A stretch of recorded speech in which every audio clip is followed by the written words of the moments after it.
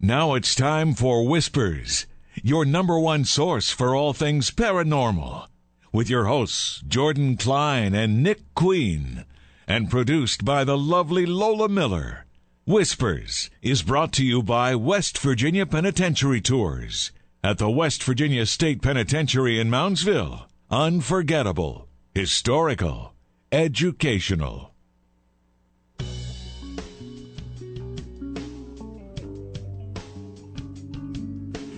Hello, everybody, and welcome to Whispers Radio here on AM 1600 WKKX, the Valley's Watchdog, and UPRN, the UFO Paranormal Radio Network. I'm Jordan Klein.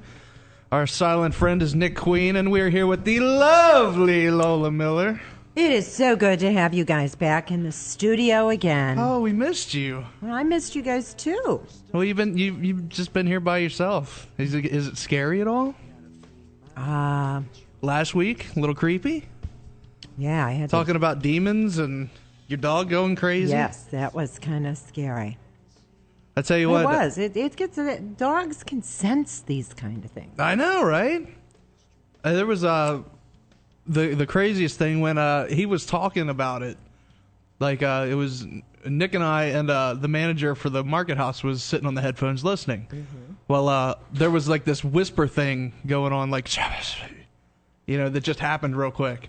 And, like, all three of us just, like, looked at each other like, oh, you get the chills, and you gotta, I think, did it show up on the recording? I've got it on the recording. I need to work on it just a little bit to make sure it's nothing else. But, yeah, even respond later when, you kind of do your nervous laugh that you always do when you're scared at the death of dying, and, But it was there. There was something there. So if anybody listens to the show, and I mean, you hear it because we all talk about it right afterwards, write us and let us know what you hear. Nick, I think, is going to try to isolate it and boost the volume and post it separately. Yeah, and I do apologize to people out there. We've been having trouble, like, on the recordings, you can hear Jordan and myself fine, but everything here is, they can barely hear Lola and... Yeah, we've been getting a lot of nasty emails on how bad we have the audio no idea what we're couple. doing, because it's new to us doing the remotes, so it's like... I don't know why it should be. Because, like, the knob, you turn it one way and you get all headphones. You turn it the other way. Oh, you're and recording you get through the tie line box. Tie line box, yeah. So you got to try to find, like, a balance between the headphones and what we're saying to be able to hear everything in it. We did it through here once, but it was just really crappy because it was a lot of static and stuff. So we're like, oh, we don't want to do that. And the only other alternative would be to send Jordan by himself while I come here with you and record it straight through this. Which we might See, be you can just teach do. Nick the board and let him do this, and you be at the market house with me. We could do that. I like that idea. We could do that, yeah. I mean, no offense. He's got a fat chance on that. Give us a call, 304-214-1600. If you're out of the area, toll free, 1-866-514-1600. Just means party here, yeah. Party here with Nick in charge, because that's the ones people want to party with. It's not me and Lola, it's Nick. Here where there's no alcohol. Triple Yahtzee. Us at a bar. Hey guys, let's play Scrabble. Please. Quick announcement. Connect 4. What? I like Connect 4. Connect 4 is fun. All right, that's enough. We do have our Penn date booked. That is the penitentiary trip in Moundsville, our second annual ghost hunt. Little bit tougher this year because we waited so long getting to it. So it is on June 30th. It is a Wednesday. So that makes it a bit tough. I would be willing to pay a little bit more to have a lot fewer people there.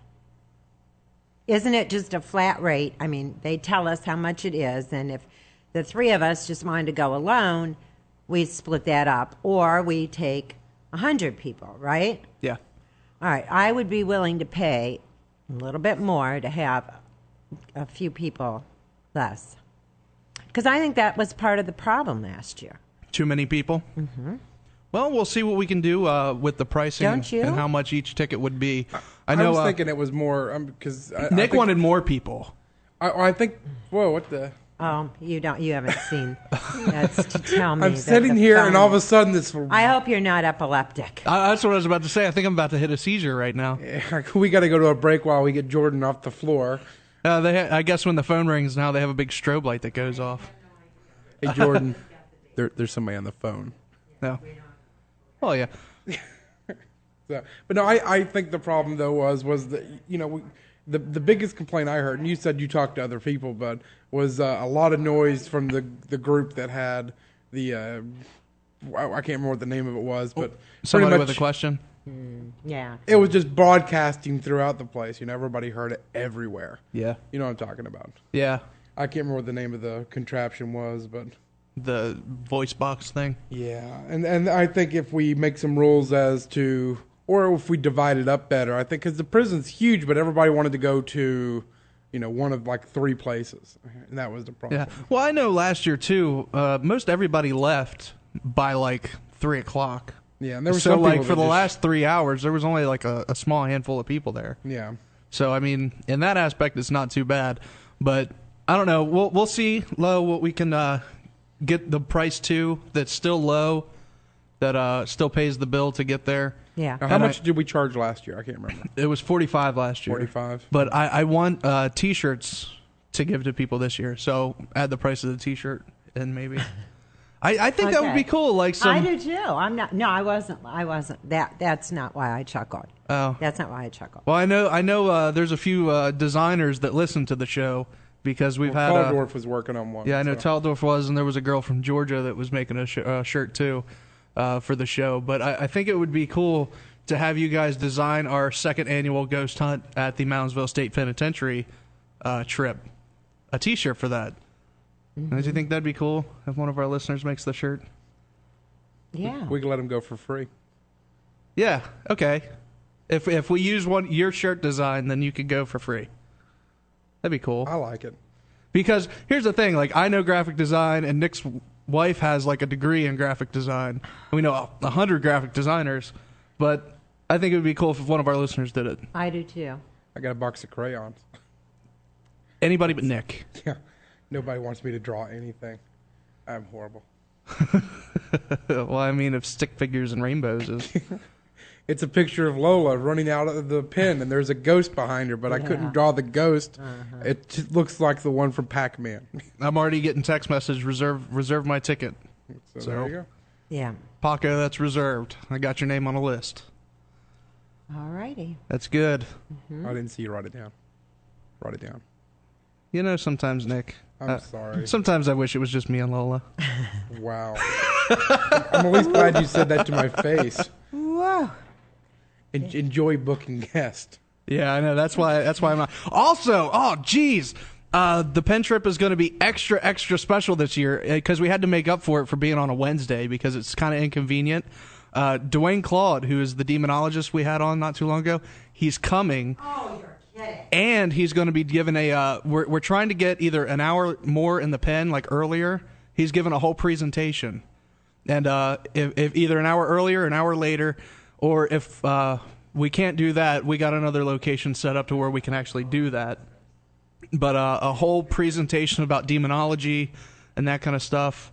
And I called him right before the show, and he said he's on board. So What a coup. I think that'd be fun. I do too. I don't know about fun. That may not be quite the word that I would use, but it'll be enough to Be scare some of scary. us silly. Yes.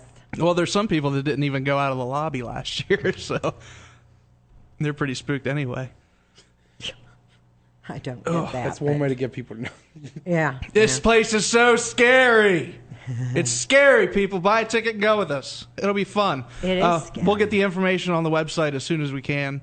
Our guest tonight, Mr. Jeff Walmsley, he is the director, owner, proprietor, however many words you want to say it, of the Mothman Museum in Point Pleasant, West Virginia.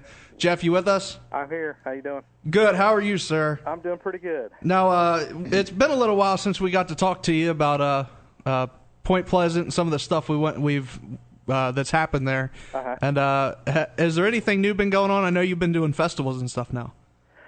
Well, the festival's been going on for about 8 or 9 years.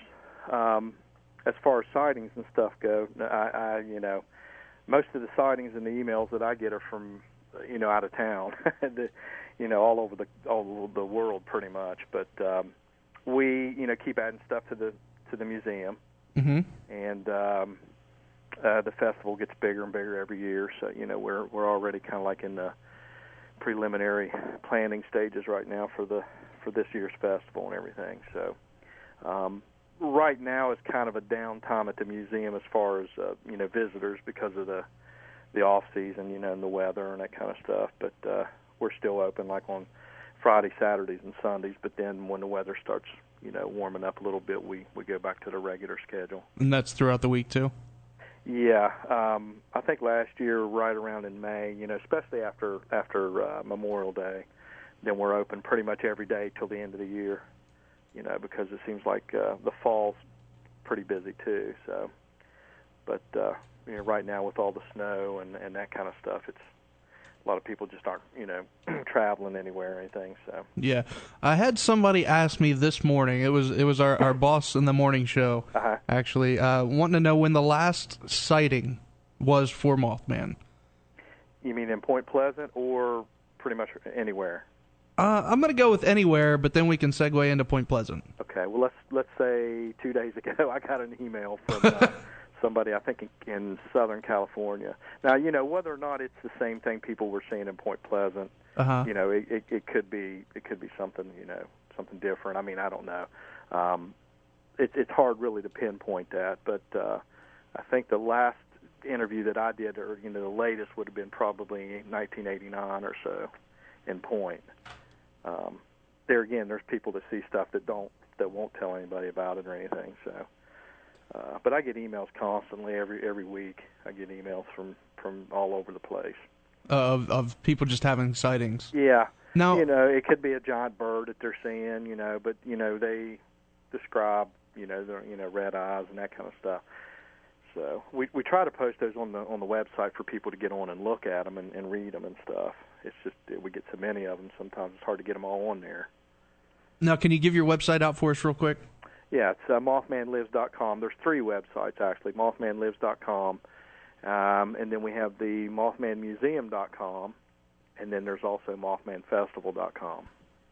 Now, Nick, do you have those on our website already? I do. Okay, so you can just go to whispersradio.com, and all your websites are listed right now. And your books. You have 2 books? Yeah, the first book is Facts Behind the Ledge, and that came out 8 years ago, 9 years ago. It's been long. It went by quick on that one. And then Facts Behind the Red Eyes, which came out in '95. And there could be a third one. It's still in the. Now, what are your thoughts for a third book? Well, if I do a third book, it's going to have the mother of all interviews and stuff with either Roger Scarberry, who was driving the car that first night, and I've tried, and he doesn't want to cooperate. So, and some of the rare witnesses and stuff, because I don't want it to be a rehash of the other 2 books or anything. So it's going to have to, I go for a lot of the archival stuff. Some of those original sightings that happened in the mid-'60s, late '60s and stuff. And there's still a handful of people in Point Pleasant that saw a bunch of stuff, but they just don't want to talk about it anymore. So, and it'd be nice to uncover some rare, John Keel stuff. So we're always, kind of looking for that kind of stuff, Now, I want to ask you to do this just because, we have a newer audience now. Kind of rehash what happened down in Point Pleasant, that caused this. What is the Mothman and its correlation to all the UFO sightings and things that were going on at the time? Well, a lot of the UFO sightings were taking place before, this Mothman or Big Bird sighting started, but that was, all the way through the 60s, the Ohio Valley in general, Ohio, West Virginia, Kentucky, was just a hotbed for a lot of UFO activity and stuff. Some people felt that it was military or Air Force related because of Wright-Patterson Air Force Base just being a couple hours away from, this area. But in November of '66, you had 2 young couples who were riding around on the outskirts of Point Pleasant about 11 o'clock at night, and they were up in what they call the TNT area. That, during World War II, that was it was a military installation that was actually built by the same people who built Area 51 and another place in Tennessee. They built 3 places in the United States during the wartime. But in the 60s, after World War II ended, they just basically vacated it and left a lot of the structures and buildings and stuff. But there was a couple big buildings up there, old generator plant buildings, 3 stories tall, great big massive structures. They were all gutted and empty, but a lot of the kids would go riding around up there and everything, and drag race. But you had the 2 young couples. That was Linda Scarberry and her husband Roger. They lived about 3-4 doors down from my family, and I was just a little kid at the time, but I still remember him working on his car. But they had a 57 Chevy Bel Air they were in. There was another couple in the car with them, too. But they were riding up around the TNT area and stuff about 11 o'clock at night, getting ready to come back home. And Linda said they came, past the North Power Plant and saw what she thought was just a man standing in the road. And as they got closer, she said she could tell it wasn't a man, but it looked like some kind of a creature or a gigantic bird of some sort. Had red eyes. She said the headlights of the car hit it, and they could see 2 red eyes about the size of baseballs. And she said it had wings stuck behind its head, up on like an angel wing. She described them as angel wings sticking up above its head. And she said as they got closer to it, it was almost as curious about them as they were about it. But she said it took off running and went into the North Power Plant, and that's when they knew that it was something they'd never seen before. At this point, they got a little spooked, so they decided to go on back into town. Just a couple minutes later, as they got out to the main highway, Route 62, they saw it again. She said it was standing by the road just staring at them like it knew they were coming that way. That brings up the theory that there might have been more than one, because she said it was just a real short time period there, before they saw it again. And she said its wings came out, described about 10 to 12-foot wingspan, and she said it flapped its wings one time, went straight into the air. That's when they got scared, and they hit the straight stretch. There's about a 3-4 mile straight stretch there on Route 62 going back into Point Pleasant, and she was the first to notice it over top of the car, and that's when they really got scared, because she said it was flying over top of the car effortless. It wasn't really struggling to keep up with them, and she said it would flap its wings just every so often. So whatever it was fast. Yeah, and she said it was big. Kind of brings to mind a pterodactyl, like a prehistoric bird. You see them in these movies, Lord of the Rings, where they flap their wings one time and then go for a real long distance, Oh, okay, yeah. And she said it was gliding, and she said it would hit the top of the car from time to time. Wingspan was so big, she said when it flapped its wings, the tips of the wings were hitting the bottom of the car door. So you could distinctly hear the slamming on the car door and stuff at the bottom. So it was like completely wrapping around the car. Yeah, that's what she described it as, and she said it actually scuffed the paint up on the car. Wow. They looked at it when they got back. But as they got closer to town, with the lights of the city and everything, she said it veered off and went out into one of the cornfields there as you're coming into town. They stopped at Tiny's Drive-In, which is right on our street there, and ran in and told the owner. And he's the one that called the sheriff's department and told him that they needed to, take this pretty serious, because they were pretty upset and everything. And then the sheriff's deputies got involved with it. They went back up with them. Linda said they saw it again out in the field, but the sheriff's deputies didn't see it. And that was the beginning of the sightings. Over about a 13-month period, you had over 100 reported sightings, and I talk about in my books about the ones that went unreported because of the ridicule and people being made fun of and everything. People were afraid to report it, but there were a lot of people that weren't. They went right to the police and told them about it and stuff. But so the stories that you have documented are from people who have come to you after.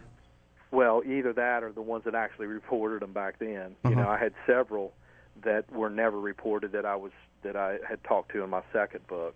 Actually, a couple of them reneged on the interview right before press time, and I didn't. They refused to talk about it anymore. They were really good interviews too. I mean, daytime sightings and stuff like that. But they just didn't want to go through. They knew that the press that the movie had produced, and we got like Monster Quest coming up here in a few weeks. They don't want to be hounded, with a lot of the people wanting interviews and TVs and all that, TV shows and stuff, which, you have to respect that, But I did get a chance to talk to them, and they were pretty definite, encounters and stuff. But so is the people don't really like being asked? Well, some of them don't. Now, some of them will still talk about it. I don't think, people like Linda or whatever, they don't really enjoy talking about it. You can tell in their demeanor and stuff, when they do interviews. It's not like they're jumping up for joy. Hey, we get to talk about all this again. And, yeah. You know what I mean? It's just like they have to keep rehashing it, and they never were able to explain what they saw. Of course, people made fun of them and stuff like that. And, they definitely saw something because they've never changed their story. They've stuck to the same description and everything. And, I think if there was somebody that has been interviewed enough that it was a hoax or whatever, they would by now surely came out and said, look, enough of this, foolishness. This is what happened. It was so-and-so dressed up or whatever. But, yeah. So there's still a handful out there that, it's hard to tell if they'll ever, really sit down with anybody and tell them, what happened and stuff. Now, what kind of attitude does the town have towards all this? I mean, do some people just get tired of Well, the Mothman? That's a good question. I would say 80 to 85% of the town is used to it, and they pretty much agree that these people saw something and that they know they saw something.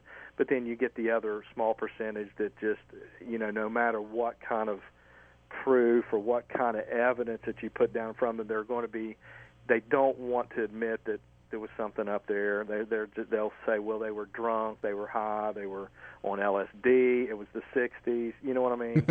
They always bring that up and everything. And then I'm thinking there were a lot of witnesses, and it wasn't just teenagers. There were older people, elderly people, prominent business people, that could have jeopardized their businesses by coming forth and talking about the stuff, So, and I get people come in the museum all the time, will come in and say, hey, I was up there in TNT area at that time, and we seen something up there. We never told anybody because we just thought there was too many people seeing it, but they all describe about the same thing. Now let me, I've been there. I took a trip out to Point Pleasant not too long ago. Well, right. I guess it is kind of long ago. But it was probably last year, and it really hit home. It got real. You know what I mean? I got out of the car, and I stood out there, and, you see the older people outside, and you're like, man, this has happened to them. Yeah. You know what I mean? Yeah, I know, and that's what always fascinated me about it and everything was that, it was in all the papers. I mean, in the documentaries, they interview these people and everything, and, to sit down with them, and, some of the people have passed away. I mean, there's been 2 or 3 just in the past year. Because at that time they would have been in their 20s or 30s. That was 45 years ago. Yeah. So, they're in their 70s and 80s now. I'm just glad that I got the chance to sit down with people like Marcella Bennett. She died last year and stuff. And Bob Bosworth, I talked to him in my second book. And those are the people that, they waited until that movie hype died down a little bit, And then and they knew I was working on that second book, and they came and said, hey, I saw it. I don't want any publicity. I don't want to, be on these TV shows, but I know what you're looking into, and I know what you're, writing about, and I was there and I saw it with my own eyes, And that's when you're like, well, tell me about it. You sit there for 2-3 hours talking to them and, picking out the details and all that kind of stuff. Well, the diner, the lady that owns the diner. Yeah, Carolyn. Carolyn, yeah. I remember going in there, and man, it seemed like I was there for, like you said, 2 hours. Yeah. And I mean, everybody sitting around just kind of started talking about it, Yeah, and that's cool. That's sort of just like your down home diner. Yeah, everybody in there's It was everybody was really friendly, you know, and I just asked a question, and all the older folks sitting there, and they had no problem talking to me. There was one time in particular I remember. There was an old man that used to come in there, and he was definitely a non-believer. Yeah. And I think he was maybe senile, but anyways, there was a film crew there. I can't remember who it was or anything, and I just happened to walk in there and was checking with Carolyn about something, and the film crews, what they'll do is go out and just kind of walk the streets for a day or two and just kind of, get a feel for it. Yeah, and then talk to people off the record. Well, she just happened to walk in, and that old man was sitting there, and I knew what was going to happen. And, of course, I didn't say anything to her, but she, sat down, plopped down beside him, and, sir, what do you think about the Mothman? And, he let her have it pretty good. And, but there's that element there. I mean, you can't have an entire town of believers. No, but... and I understand, the skeptical point and everything. I mean, and I figure if it would only been 3 or 4 people that reported it, I would be skeptical myself. Yeah. But the fact that there was, over 100 reported sightings, they're all documented. We have all that in the museum. You can get online and see a lot of that stuff just by, Googling it and everything. But it's not like it was an isolated thing where it was just 2 or 3 people. Yeah. Too many people seeing it. Jeff, hold on just a moment. We're going to take a break. Okay. Our music this week is from a man named Dave Stovall. He is the lead singer of a band called Waverly. Their first album was Conquering the Fear of Flight. Came out in, I think, a year or so ago with Sony. This is some of his stuff that he's doing and working on now. Take a listen to that, and we'll be right back. You're listening to Whispers Radio.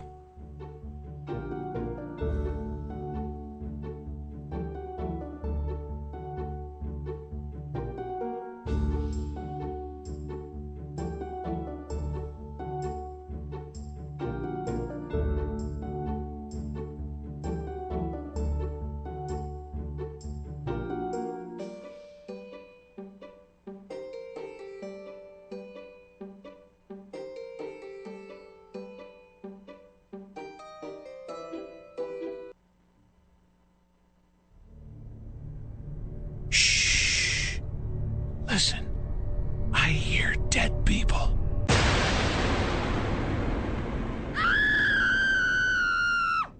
Shut up, you idiot. That's just Nick, Jordan, and Lola with Whispers Radio. Brought to you by the Market House in Elm Grove. Tune into Whispers Radio every Monday night at 6 p.m. on AM 1600 WKKX, the Valley's Watchdog.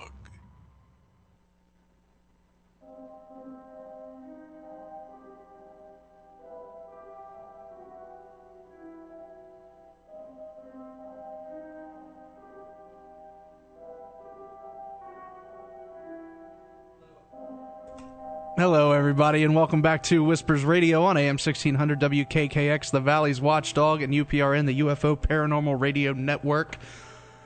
I'm Jordan Klein, he's Nick Queen, and she is the lovely Lola Miller. Our numbers here are 304-214-1600. If you're out of the area, 1-866-514-1600. The music you were listening to, Mr. Dave Stovall, from a band called Waverly. Check him out, waverly.com. The music is his own little rendition of something he's trying to break into, doing some soundtrack stuff. Sounds Nick was saying before, it sounds like video game music. See, and I think it sounds like chick flick. Well, Coraline sounded like chick flick music, and this sounds like some mystery thing going. You got to contact Turner Classic Movies. Yeah. Because they do the young composers. Do they really? Yeah, and they give you, if you're chosen, they give you a silent movie, and you write the entire soundtrack for this silent movie. Oh, I'll have to email him and let him know that. Yeah. That's pretty cool. Their band is nothing like this. They're kind of really hard rock, so it's kind of neat. Much slower. Yeah. It's kind of like I'm dragging doing the promo just because the music just doom, doom, doom. You know, it feels like it's like raining outside, and I'm like driving in a car in the middle of the night. Somebody coming up behind you. I don't know. Our guest tonight, Mr. Jeff Walmsley. We are talking about Point Pleasant, West Virginia, the Mothman sightings, and I want to get into the Men in Black. Okay. Now, we were talking before about the diner, you know, that's right there on the same street as you. Right. And when I was in there, they said that a lot of interviews with the Men in Black happened in that diner. Yeah, that diner has been there forever, and I think these people would frequent, some of the downtown places there, the establishments and things like that. Mary Hire, who was the writer for the newspaper, that broke a lot of the UFO reports and the Mothman sightings and all that kind of stuff.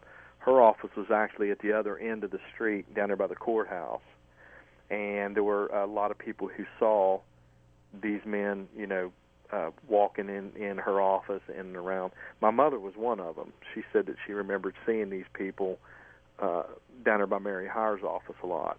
Wow. See, they came in and told Mary Hire that, she needed to stop putting this stuff in the papers, and she was just causing a lot of panic, unneeded panic, and things like that.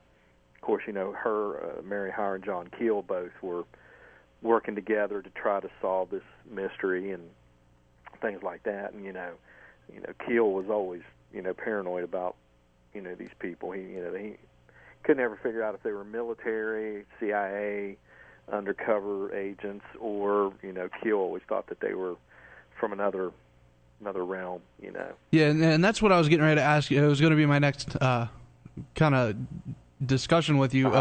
In Keel's book, right. He's talking how, the men in black kind of had, their skin color was a little right. off, their eyes were a little bigger, they would wear out-of-date clothes and say things like 23 skidoo and, stuff like that. They were definitely not, they weren't, in Point Pleasant, they stood out. Let's put it that way. Yeah. I mean, that's what kind of tipped people off. The mid '60s was a pretty conservative time. You know what I'm saying? I mean, they could show up now and nobody would ever notice. You know what I mean? But back then, I think people were on kind of watch. They seen strange people, cars. That they didn't recognize. Mary Hire always described them as olive in complexion. Pointed fingers, very pointed fingers. She said the strangest thing was when they would talk to her, they'd never blink. They would never blink their eyes. And they would ask questions. They would ask her about people she'd never heard of, almost like they were making up names and things. Yeah. And and I've actually had a few people come into the museum that were questioned by these people back then at that time. One lady came in. Of course, she would have been young at that time, and told me about these two men in black coming to her house. I guess her dad had reported some UFOs and stuff, and she said her dad was they were watching TV and knocked on the door, and he made the kids go into the back room while he stood out on the front porch and talked to the one. And she said she remembered peeking out the window and seeing another one standing out in the front yard. And she said that after that discussion with them people, that her dad acted really, really peculiar.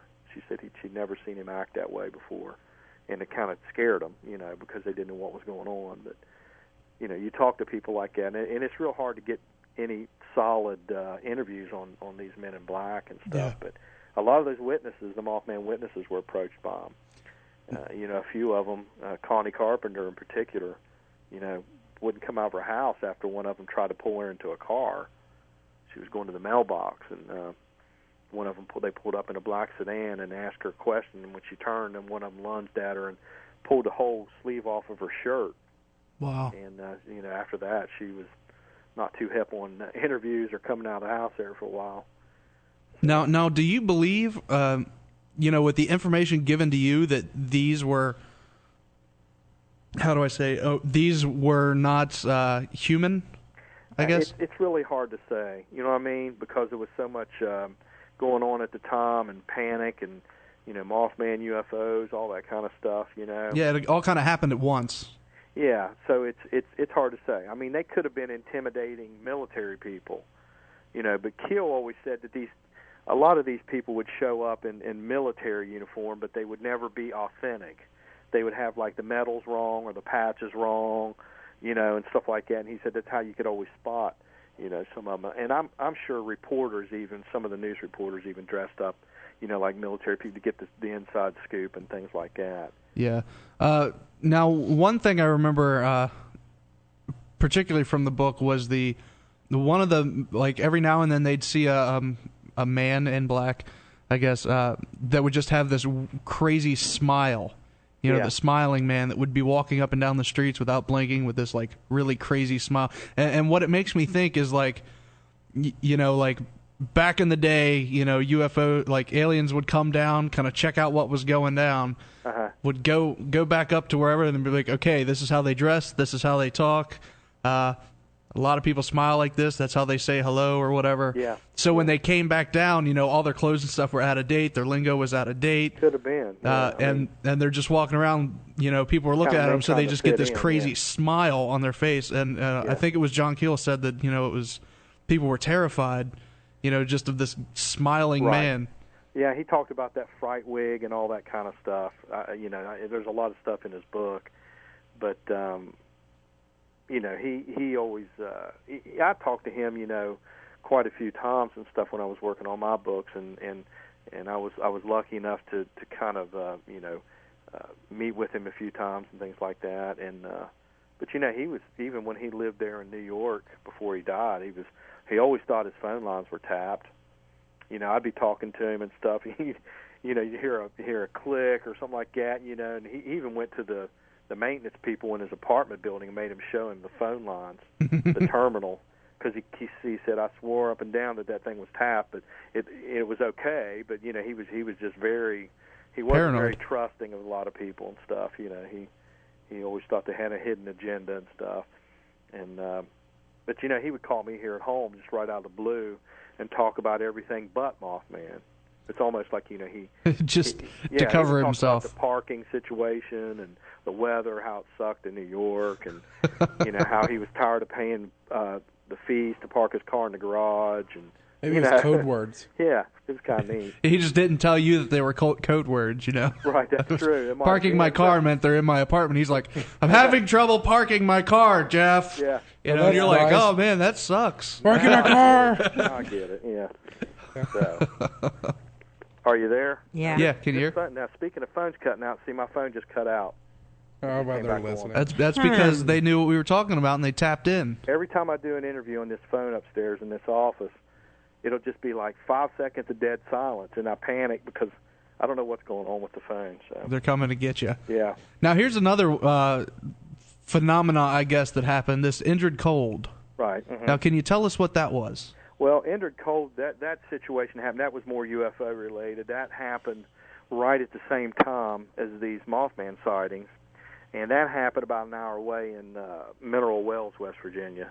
Now, is there any connection at all between the two, though? Well, Keel always thought that there was, but Woody Derenberger was the guy who saw this thing land in the middle of the route.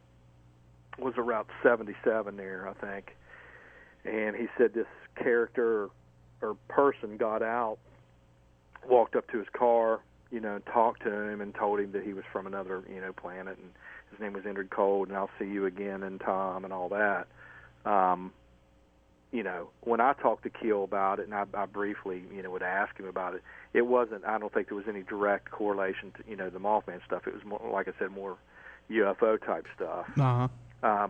Keel told me that he personally didn't see a whole lot in Woody Derenberger's interview. I mean, there were other people that were interviewing him too. Gray Barker, I think, interviewed him, and John Keel and all that. But I don't know. I mean, I never really went into a lot of that injured cold stuff. Of course, in the movie, they bring that up quite a bit.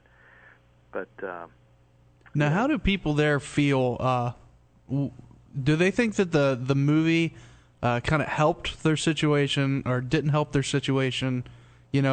As a town, how do people feel about that? I think, the documentaries and stuff, I'd mentioned Monster Quest, stuff like that does a little more because it tells more, follows the line of the events a little closer. The movie, it's been 8 years since it came out. A lot of people were looking forward to the movie, but I think they were expecting more of a Jeepers Creepers type movie, you know what I mean? Yeah.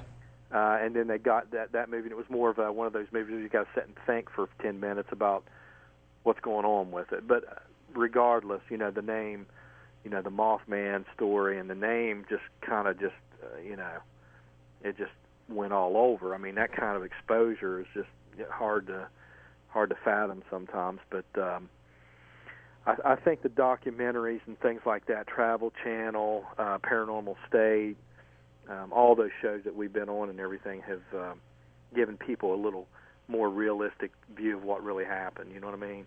Yeah, and like I said, going down there, I mean, beautiful little town. Everybody is like real down to earth and that's why welcoming. The festival does so well too, because I'd say 80% of the people that come are they're from out of town, and they come from bigger cities and stuff, and they can't believe the down home feel and the hospitality and walking into a diner like Carolyn's and people actually speaking to you. Yeah. Well, not even that. When I was down there, is the art gallery that's there. It was their grand opening. Yeah. And Carolyn's like, well, I want to keep talking to you. There's a art gallery opening. Let's go. Yeah. And it was like VIP only, and she had me and my family, and she's like showing me off to everybody. Yeah. Well, and that's she's always been like that and everything, and I think that's why her diner, she has her regulars in there all the time and stuff, and she's never met a stranger or anything, and people don't find that in bigger cities and stuff. No, it's definitely something that's kept, like, because I say that story every time I talk to somebody about Point Pleasant.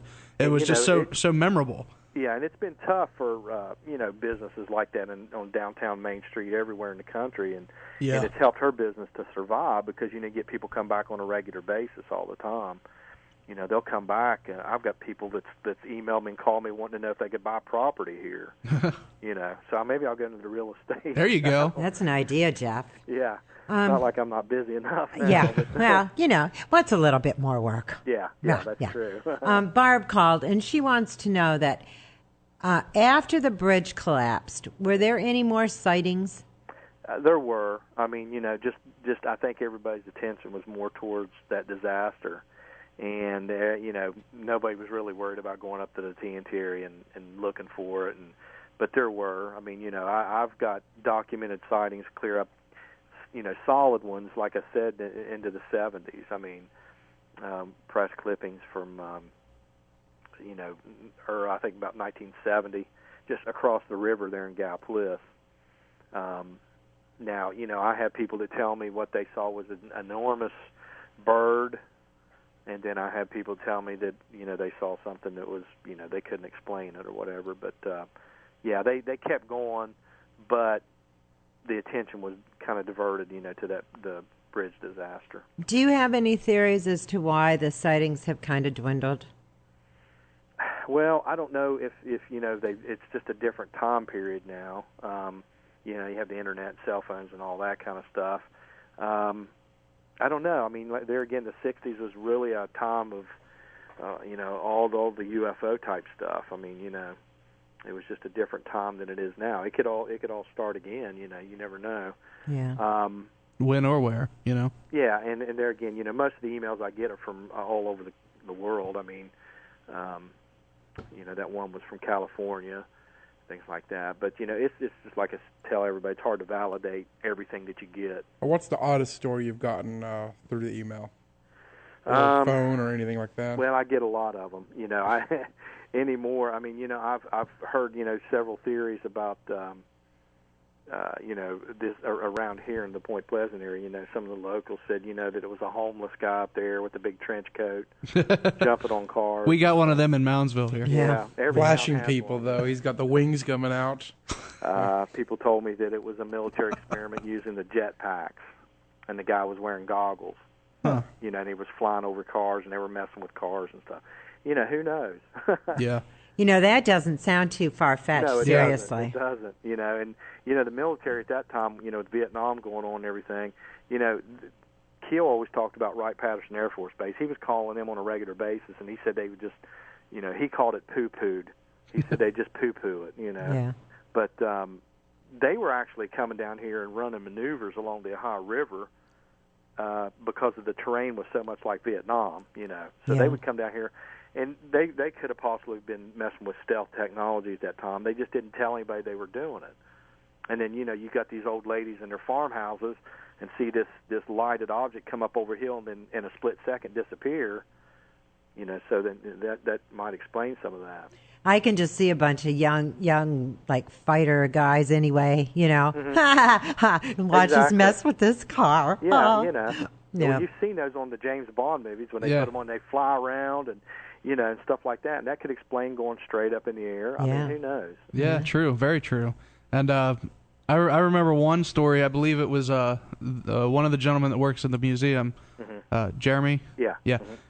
He was telling us that in the TNT area, because a lot of the igloos are still used. Right. You know, that not all of them are opened up and unlocked. And Right. said some father and a daughter were down there, and they had a video camera going in, and saw people loading stuff into one of the igloos. Yeah. Well, they kind of got scared and hurried back to their car and stopped at a gas station on the way back, and somebody came out to their car from the gas station, was like, "We want the tape now." Oh, really? Huh? Yeah. Yeah, I mean, Keel had told me one time when he was here in the 60s, took a bunch of pictures up there in the TNT area. Yeah. And when he was on the way back to New York, stopped at a roadside rest, and somebody, busted the window out and took all the cameras and stuff. Really? He told me that, yeah. Who knows? I mean, it could have been, your government, military type deal. All right, we got another question? Well, this is kind of playing devil's advocate, but since all of this, particularly back in those days, and I know you've already addressed that, it's kept some of Main Street alive there. What has been the economic impact for kind of continuing this story along? Well, it's been good. I mean, I'm not going to, lie about that. I mean, but the thing is people were coming way before the movie. They were coming to Point Pleasant because of, magazines, newspapers, and things like that. Of course, the festival, gets a lot of publicity from the TV shows and things like that. Yeah. And the town has embraced it and everything. The thing that I always, tell everybody is, I'm not out to convince anybody of anything. I don't know what it was they were seeing, but with the museum, it's more of a research center. You come in, you can decide. We get people come in and spend 3-4 hours, and then we get people come in and look around and kind of chuckle and then leave. Yeah. So there's a lot of movie props and newspaper articles. It's nice. I've been in there. Yeah. So it's up for the people to decide on that and stuff. But it's been good for the town and everything, and nobody's trying to cram anything down anybody's throats. I mean, we appreciate if they come, especially at the festival and things like that. Now, when is the festival? Festival's September 18th and 19th. We always have it about the third weekend of September. All right, everybody, mark your calendars now. I'm sure, Jeff, we're probably going to have you on before that to announce it again. I'm sure we will. Yeah, that'd be fun. All right, we are out of time. We got to cut to CNN News. Okay. I want to thank you very much, Jeff, for being a part of the show. We do have .com your 2 books. You can click on the pictures and get them directly, or all your websites are right there. Okay, appreciate it. So thank you very much, and we'll be here for you. Stay safe. All right, have a good evening. See you, Jeff. See you, Jeff. Thanks for coming on. Bye. See, I love the Mothman stories. I know you do. I know you do. We just let you talk. I mean, because yeah, I noticed well, that. you know well, you about love it. You And love it. You love You've it. been there, and it's just logical. Every week you're like, let's get the Mothman guy. Yeah, Nick was like, "Oh, we don't have a guest this week." I said, "Call Jeff." So I'm like, okay, yeah, Yeah. I was like, you sure you're gonna? He's like, I got it handled. That's what he said on the way here. I got it handled. Oh, that's good. See, All right, in case you're just tuning in, we do have our pen trip date set. That is June 30th. It's a Wednesday night. Mark your calendars now. We'll be setting up something here on the website pretty soon to where you can buy a ticket. So, yeah, mark your calendar. The music you're listening to is Dave Stovall. What you're about to listen to is CNN News, and then more Whispers Radio. We'll be right back. Now it's time for Whispers, your number one source for all things paranormal, with your hosts, Jordan Klein and Nick Queen, and produced by the lovely Lola Miller. Whispers is brought to you by West Virginia Penitentiary Tours. At the West Virginia State Penitentiary in Moundsville. Unforgettable, historical, educational.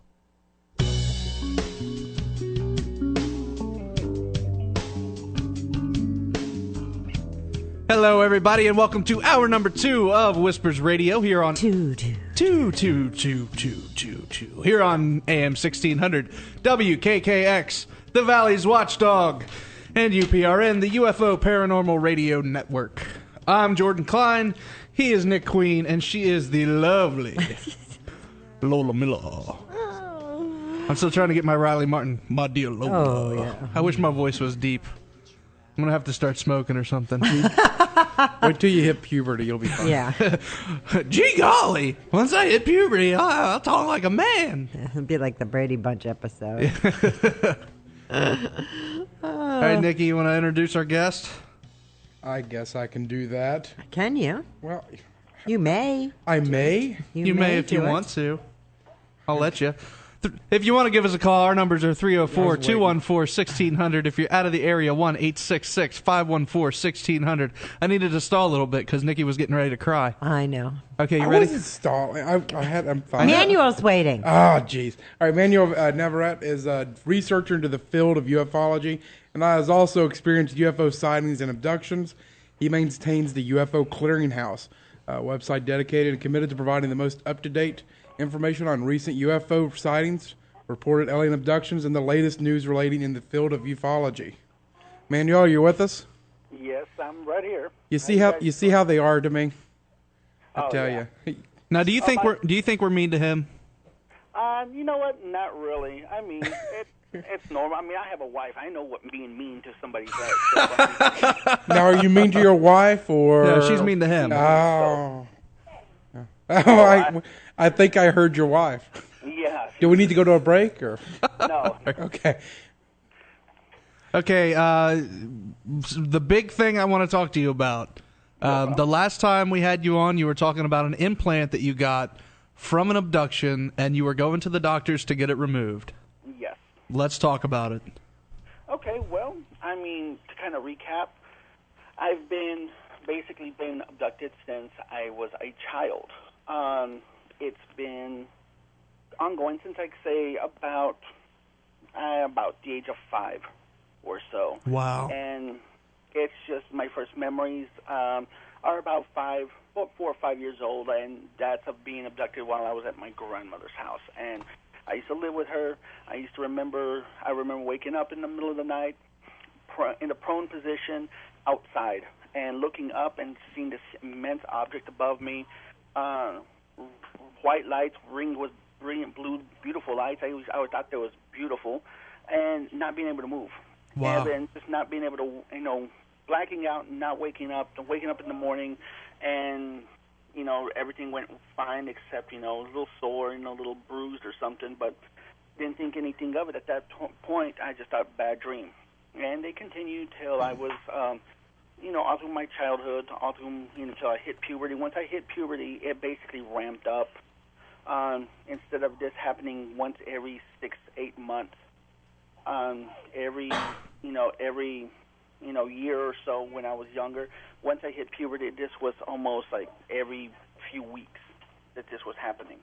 I'd wake up in the middle of the night, same thing, feeling, groggy, feeling, like something was telling me to do this, to do that, or sometimes waking up and seeing, the classic gray, in my room, staring at me, not able to move. And it's continued basically now into adulthood. It's now starting to happen with, I suspect it's starting to happen as well with my son, so. See, that's got to be the scariest thing as a father. Yes, that's one of the few things that is very, very scary to me, is that, this is generational. I know that my mom has confided in me before, she passed away, that she had felt that she had been, she's seen UFOs, she's seen, things like that. And, I know that she's experienced things, so I know that it's basically a generational thing. And that's what I am most afraid of, that it's going to skip over and start with my son. And my son is still, he sees me do work on the website, sees me do research, and he'll see the aliens. He'll say, hey, look, those are my little friends. Oh. No, that's He's like, scary. hey, did you know that my little friend can make himself into John Cena? I'm like, what? And at first I'm thinking a wild imagination. I need to curve the WWE watching around here or something. But he's like, no. He showed me this wild trick. He says that he says, watch. And he says he gets up there, he changes, and he does a little thing where you can't see me. And at first I was thinking like, oh, I made him sit down and talk to me about it. He's like, oh yeah, they got these big eyes, and so like but they don't like the light. And it's like, and I'm like, now I'm starting to think these kinds of things, yeah, Greys do have, it has always been documented that Greys have shape-shifting abilities. And, now I can see why, what better way to go after a child than to shape-shift yourself into something that they want to see. Yeah. And, so they won't go kicking and screaming and yelling and waking up the entire house where, you have parents, that are a lot bigger and more heavier than you are going to come charging in and defend their child. I mean, do you ever say, like, how some parents are like, don't talk to, all parents are don't talk to strangers, if there's a van parked outside that says free candy, they really don't have free candy. Do you say, buddy, if a man can turn into John Cena, don't go with them? Yeah, it's, you try to tell him that, and I told him, don't be afraid, because that if it is going to happen, it's going to happen whether you're there or not, whether you like it or not. I try to tell him the same thing that my mom told me, if it's going to happen, there's nothing you can really do about it. I mean, I just try to make sure that he knows, don't try to do anything dumb. That's basically the first thing I tell him. Yeah. Don't fight, don't try to do anything, don't be a hero. But I tell him this, I try to tell him, don't be afraid.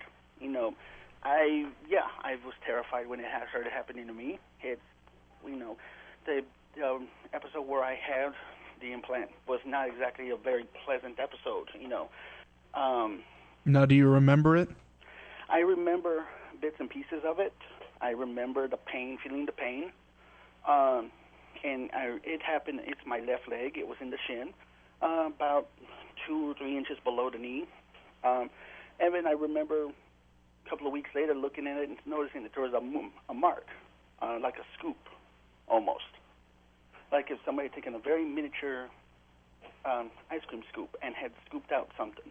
Really? And never really feeling anything, never felt anything, never hurt. I've had my leg broken. It's never really affected me in any way, shape, or form. It really didn't bother me till eventually I decided I wanted to see if this was something there. If I keep doing the research, kept hearing about people getting implants, people talking about, I was implanted, and why was I implanted? Am I being implanted so they can track me? I really don't think that they're going to track you by an implant. What do you think it's for then? There's theories. There's very varied theories. Anywhere from tracking device, anywhere from a control device. I really more or less think that it could be any combination of that. I really do think that the implant is designed to plug you in to the collective. Now, what do you mean exactly by that? Like, can you hear the thoughts of other people that have, or contact with them somehow, with other abductees? I have noticed that with abductees and with people who have been abducted, they tend to be drawn to one another. They tend to find people who are as well who've been abductees. And I've been approached by people who are like, I've been on your website and I've seen your picture and I've talked to you online or on the forums and stuff, and they're like, were you also an abductee? And in talking with them, I find out, we're both abductees. We can compare notes when a lot of the same things that they did that happened to them happened to me, and we talk about it. And I've noticed that it is a big similarity with abductees. A lot of them are collected, and how do I say? They're drawn to each other. It's like they can be of one mind, and so that's why, in a way, I feel that the implant is for. When I decided to have it done, it was a decision that didn't come lightly for me. I had to really sit down and think about this. Do I really want this out? Do I really want this? Do I really want to go further into the truth? Do Yeah. I really want to know everything about what's happening to me? And I decided, not as much for myself, but for the research. I'm not trying to sell a book. I'm not trying to say, buy my book and you'll know the answers to the world. I'm here for the research. I'm here for the truth. I'm not here to try to hawk something, but I decided that I wanted to do this for the truth.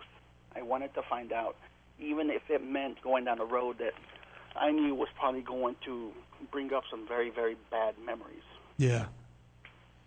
Now, when you went to go, or when did you decide to get the implant out, or for what reason, I guess? You said it wasn't bothering you.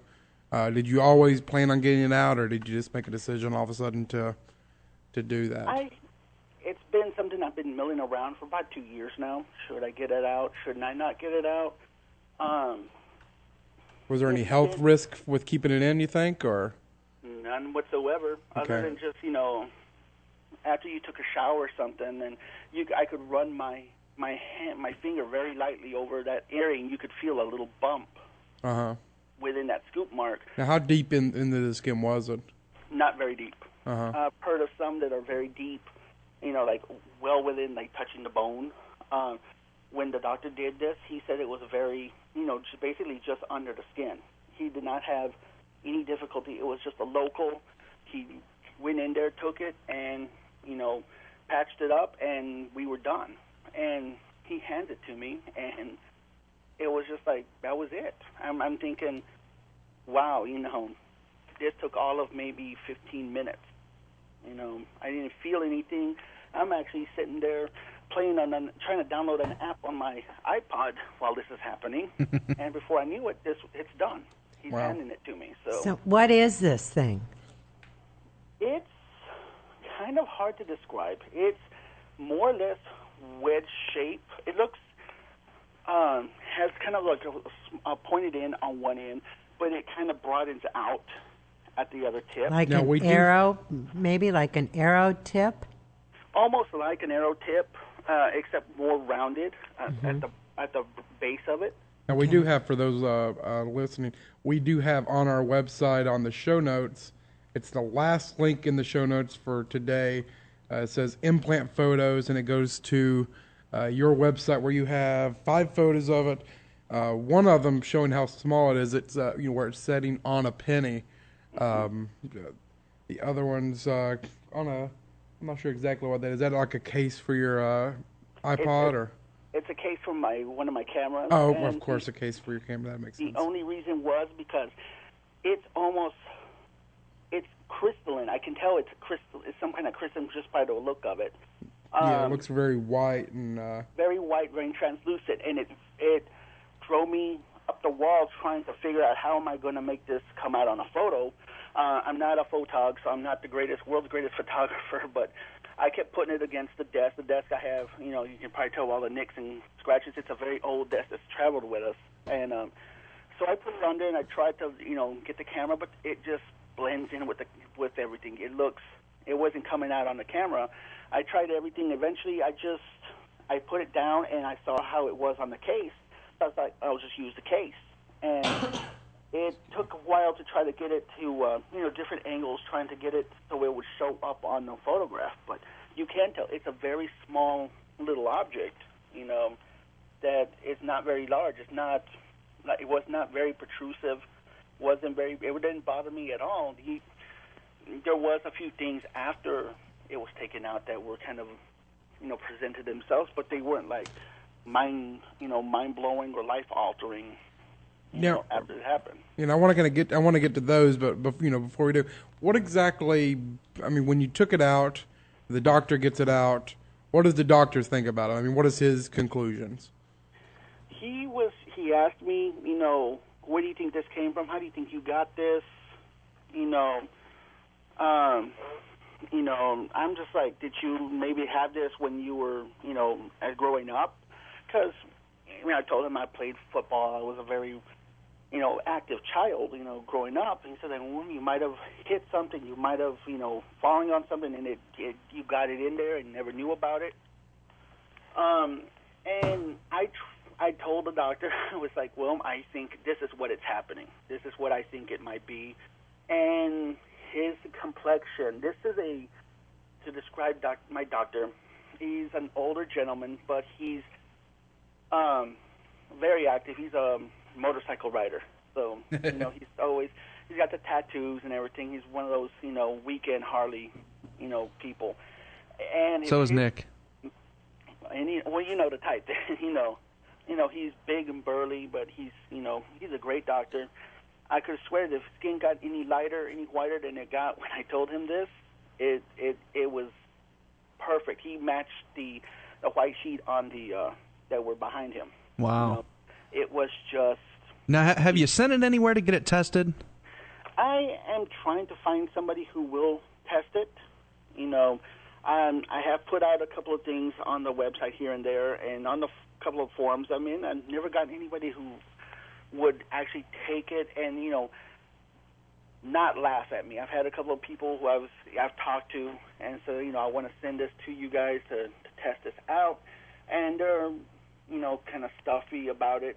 Now, have you tried Roger Lear? No, and if you guys could possibly give me that information, I would love to send it to him. I have contacted. I actually was emailing him earlier today, not for you, to get on the show, but I would be more than happy to ask him. Of course, you still have the implant and everything. I'm guessing. Yes, I still have it in a little vial. And just throw it away. Yeah, but if you don't mind me asking, sure. If and when he comes on, be more than happy. Yes, I would love to. I would love to, get that tested. I want to find out what it's like, what it's made of. I've heard some of the stories of what people have said that they're made out of. Yeah, and I mean, just having something in you, that you didn't put there, and no matter if it's something regular, Lola, you got a caller question? Yes, I do. Barb wants to know, how old were you when you were implanted? And then the second part of the question is, how can you be so nonchalant about your child being taken? Well, let's go with the first question. Okay. I was about 12 when it happened. Okay. I remember the reason being because I was very sick. I had just been getting over a very bad episode of the flu, and I remember that the night it happened, I was looking at the window, just staring out into space basically, and looking up and seeing two lights in the sky, and it looked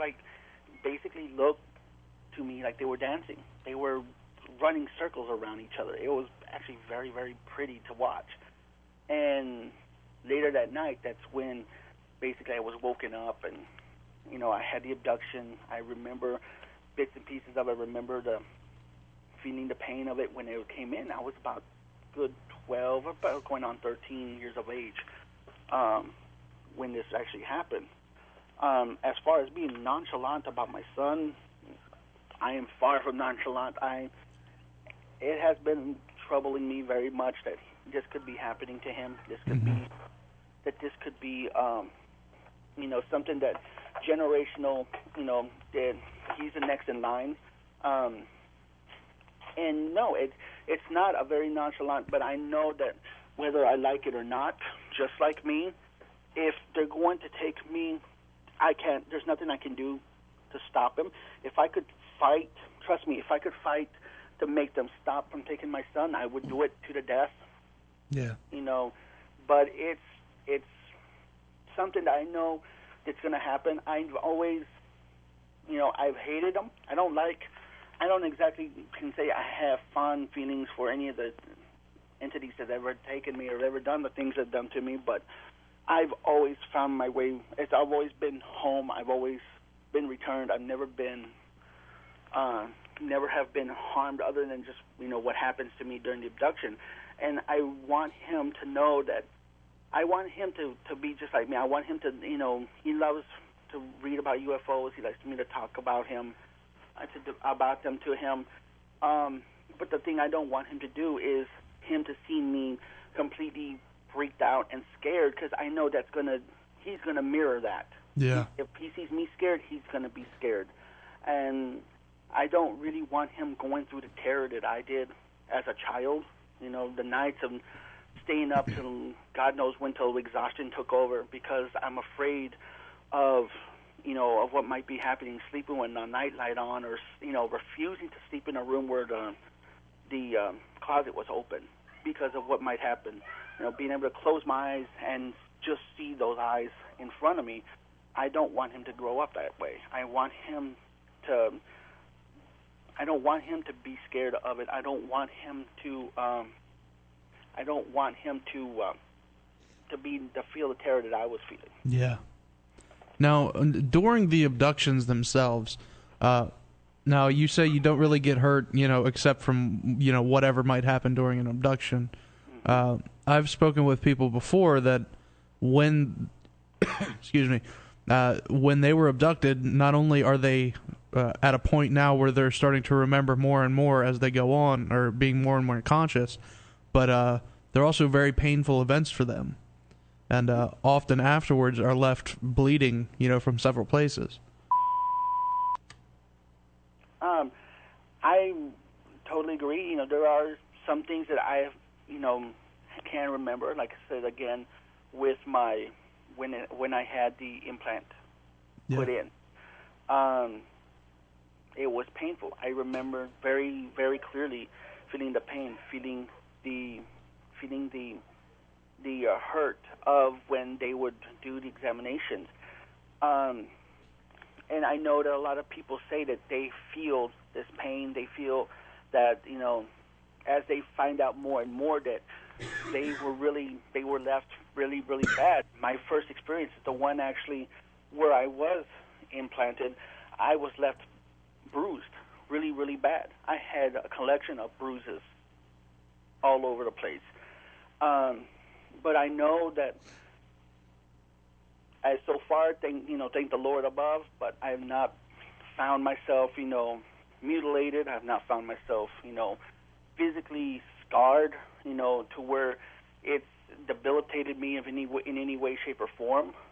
I have gone through a couple of bouts of depression of it, especially once the implant was removed, and trying to deal with what's happening. But I know that a lot of people say that, it's different basically for who it is and who it isn't.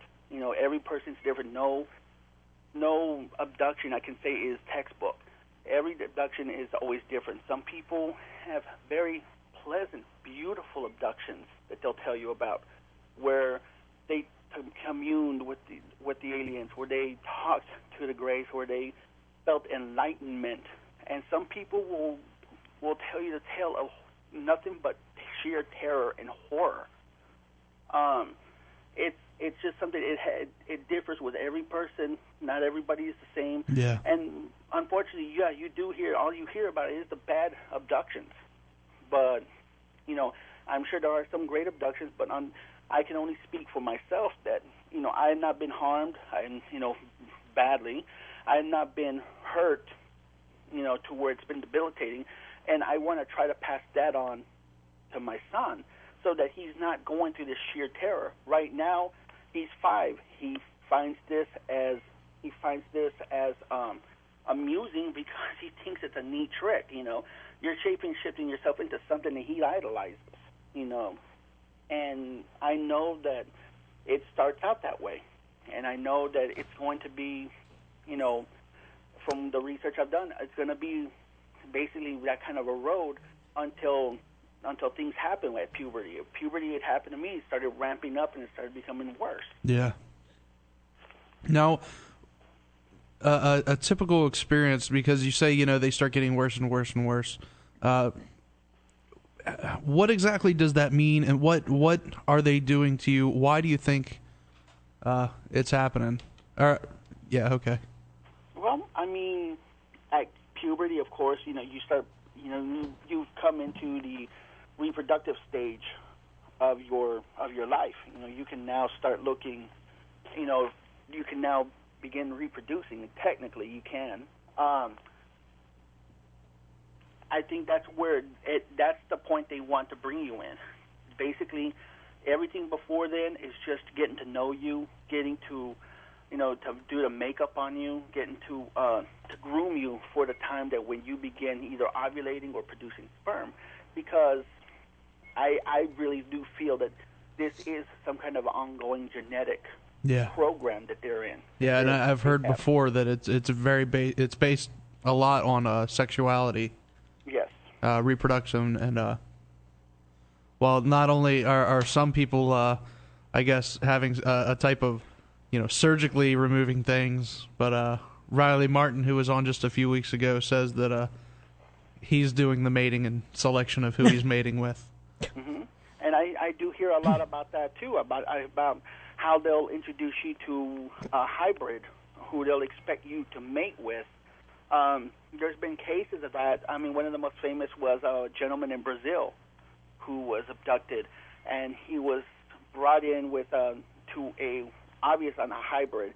He described her as being as tall as he was. He was about 6'3", 6'4", but she was very pale skinned, had very beautiful almond eyes, and they told him, we expect you to make love to this woman and impregnate her.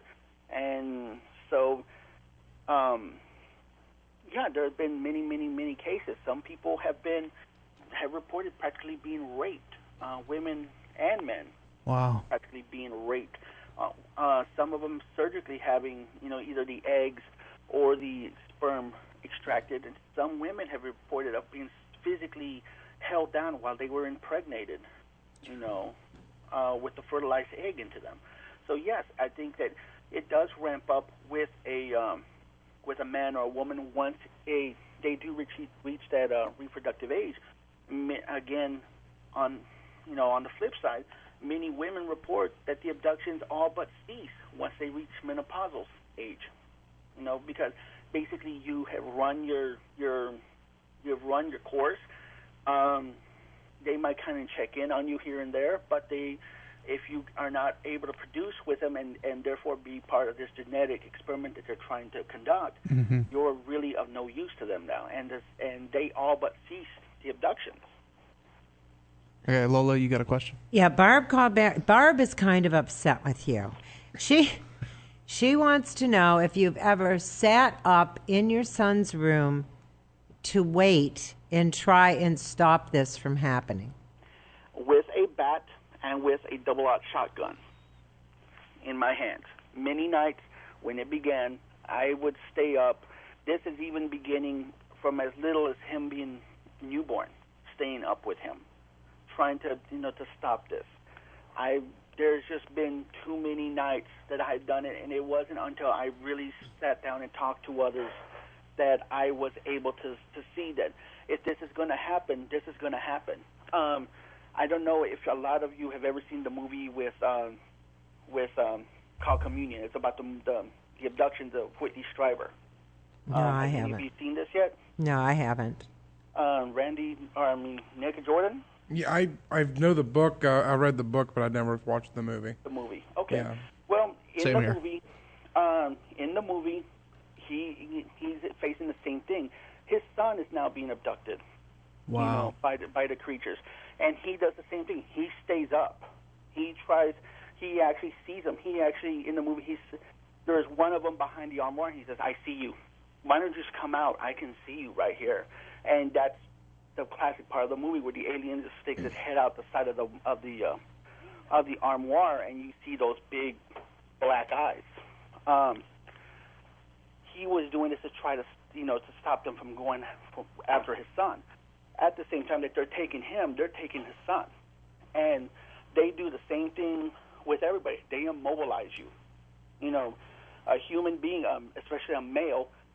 You're talking a grade that's anywhere from 3 to 4 feet tall, maybe 100 pounds at the most, heavy. It's very thinly made. But compared to a male who's maybe 6'3" to 6'4", about 200 pounds, plus, who's probably double or triple the weight you are, of defending their son, they're going to go after you. There's nothing going to stop. I will kill anything that comes near my son.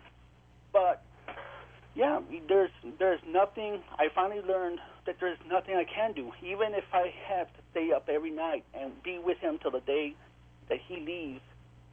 I'm never going to be able to stop them because all they're going to do is just immobilize me. And it's this helpless feeling that you would do anything, but you can't do anything at all.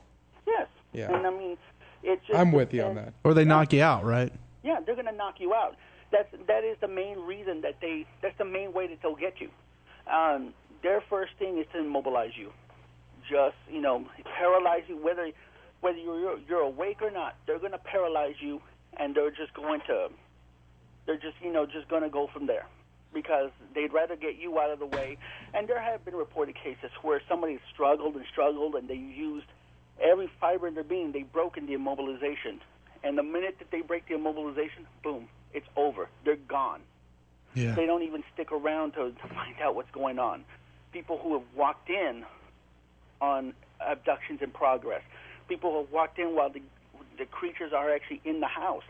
It's, again, Whitney Stryber, another famous one in his book Communion, will also say this.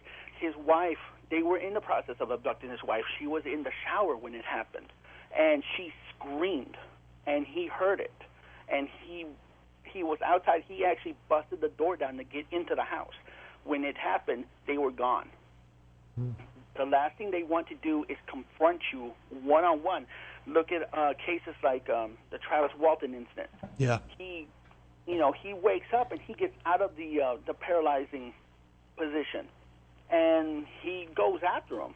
He in the abduction scenario that he put out, he picked up something and was holding it up against them, and they backed off real quick. So I would like to, I really think that, it's a grand gesture. Trust me, I've done it many, many times. I love my son. I don't want him to, I don't want nothing to happen to him. But it's just at the conclusion nowadays. If they're going to take him, whether hook by crook, they're not going to care whether I'm there. They're just going to get me out of the way and proceed with what they're doing. Wow. Okay, well, we've got to take a break, Manuel, so just hold on, okay? No problem. All right, you're listening to Whispers Radio on AM 1600 WKKX, the Valley's Watchdog, and UPRN, the UFO Paranormal Radio Network. We will be right back.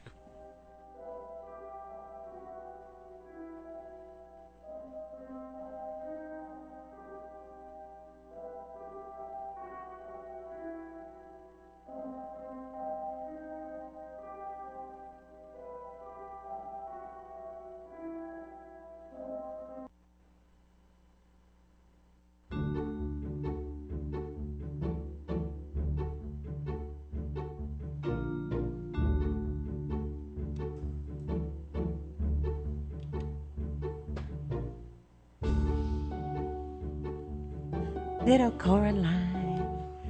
Jordan's over here Coraline. dancing with his arms in the air Well, that's what this is, a kid's like movie. a dry heave Coraline. set to music. You are a liar, Nicholas. You stopped. Okay. Welcome back to Whispers Radio here on AM 1600 WKKX, the Valley's Watchdog, and UPRN, the UFO Paranormal Radio Network. I'm Jordan Klein. He is Nick Queen, and she is the lovely Lola Miller.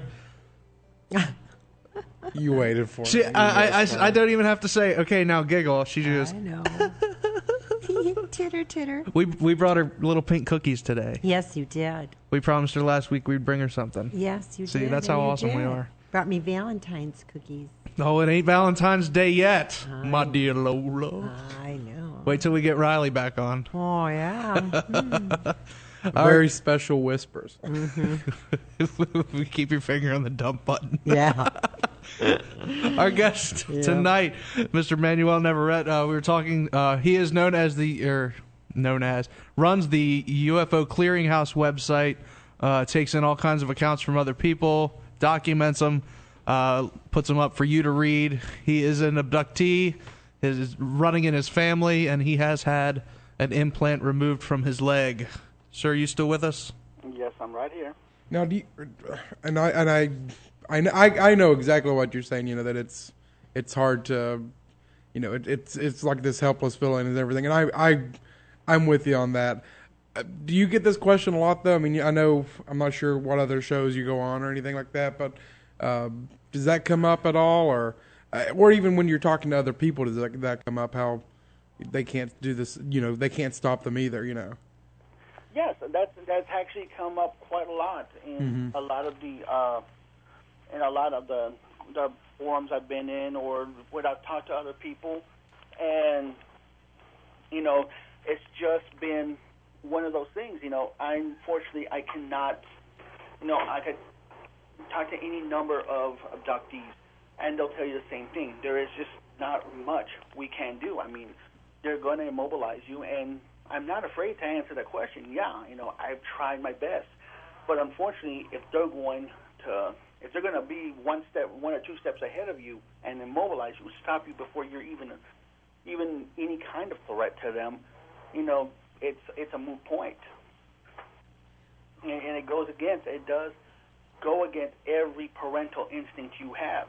Mm-hmm. I mean, the minute I held my son in my arms, the minute I felt him kicking for the first time, I knew that I would die for my son, and I would do anything I can to protect him. But I know that, any abductee who knows that where it's generational, where some kind of generational thing, it's, there's nothing you're going to do about this. All right, well, now you have some other stuff coming up that you're going to be doing as well. What else is happening, I guess, in your world? Well, we're currently doing a few, we're doing investigations right now. I've actually got a couple of very, very good investigations that are going through right now. One involving a reported UFO sighting over the Puget Sound area. It's turning out to be a great investigation. I've got another one in Cordova, California that I'm doing, where the gentleman, the object was over the area for about 8 hours. And the gentleman he sent me about a good 15 photos of this thing. And everyone kept telling me, oh, it's a balloon, it's a balloon, it's a balloon. And no, it's, we ran it through everything, we worked over everything. There's no way that a balloon could be staying in that one, in a perfect position, stationary position for that amount of time. It was about 500 feet up in the air. We analyzed a lot of the photos. We ran it through a lot of the programs, trying to find out, what this thing was. There were no cables. There's no ropes, nothing. So, it's shaping up to be a great investigation. Later this summer, I, along with a few other researchers, Miss Roxy Lopez is one of them.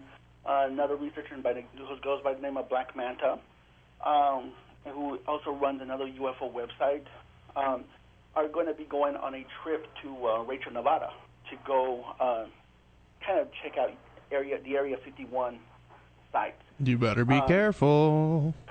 Everyone keeps telling me the same thing. They say, at least make sure your will's made out and, everything's in order. Make sure you've got a lawyer. Oh, yeah. Yeah, well, I don't think the lawyer's going to do you any good. I think if you cross over those limits, they're just going to make sure you disappear from the face of the earth. Well, they got a sign that says, walk past here, we're going to shoot you. Oh, yeah. I think that's clear enough. They actually do. They actually have, it does say use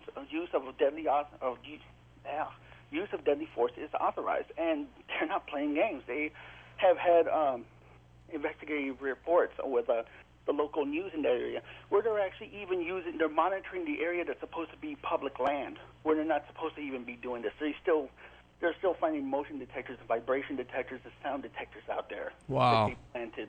Yeah, you better watch yourself. Oh yeah, we're trying to go out there, trying to see.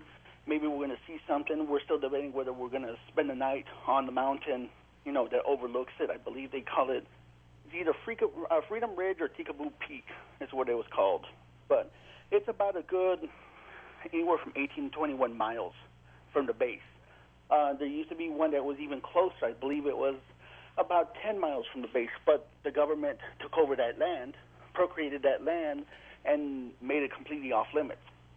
So that's another event we're going to be trying to do this summer, trying to go out there, trying to, take equipment out there to read, to read things, to kind of go over everything.